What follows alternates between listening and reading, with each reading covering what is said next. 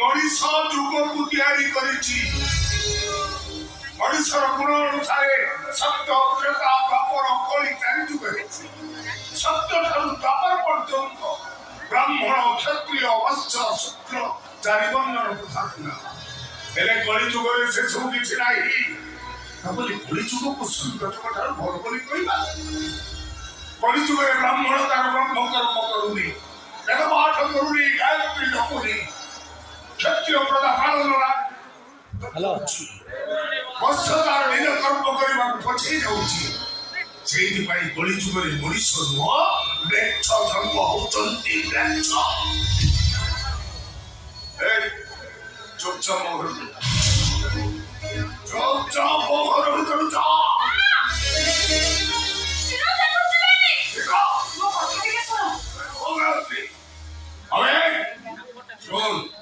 ଆଉ କୌଣସି ଦିନ ଯେମିତି ମୋ ଝିଅର ଚାରି ପାଖରେ ତ ଛାଇ ପଡି ମାର ଆଉ ଦେଖେ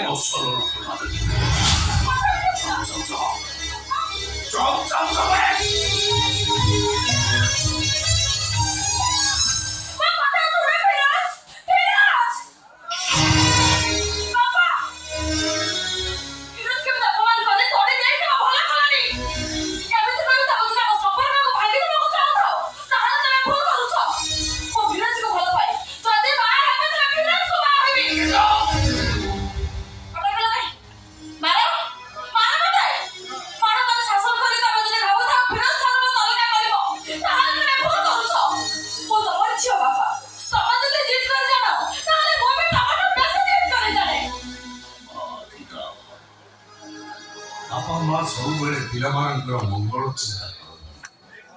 ବାପା ମା କେବେ ପିଲାମାନଙ୍କର ଅମଙ୍ଗଳ ଚିନ୍ତା କରନ୍ତିନି। ମୁଁ ତ ବାପା ଜନ୍ମଦାତା, ମୁଁ ତ ସୁଖ ଶାନ୍ତି କଥା ଚିନ୍ତା କରିବି ତ ଚିନ୍ତା କରିବି। ସୁଖ ଶାନ୍ତି କୋଉ ସୁଖ ଶାନ୍ତି କଥା କହୁଛନ୍ତି ଆପଣ?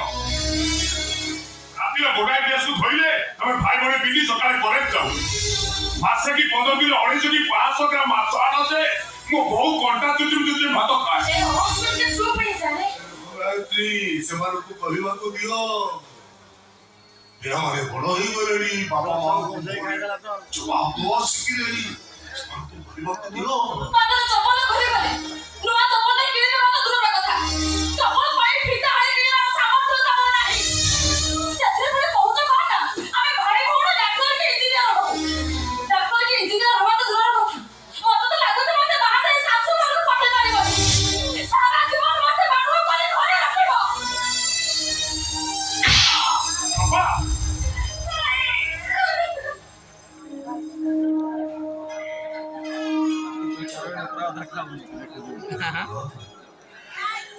ଚାପୁଡ଼ାଟା ସିନା ତୁ ଭାଲୁରେ ଲାଗିଲା, ହେଲେ ଯନ୍ତ୍ରଟା ତ ମୋ ଛତିରେ ହଉଛି। ତମେ ସମସ୍ତେ ଆଜି ମୋ ଆଖିରେ ଆଙ୍ଗୁଠି ଗେଞ୍ଜି ଜଣେଇ ଦେଲ ଯେ এই বশিষ্ঠ দাস বাপ হিসাବରେ ଗୋଟେ ଅଯୋଗ୍ୟ ମଣିଷ, ପାଠ ସାଠ ପଢ଼େଇଲେ ଚାକିରି ପାଇଲେ, ବ୍ୟବସାୟ କରିବାକୁ ପଇସା ପାଇଲେ।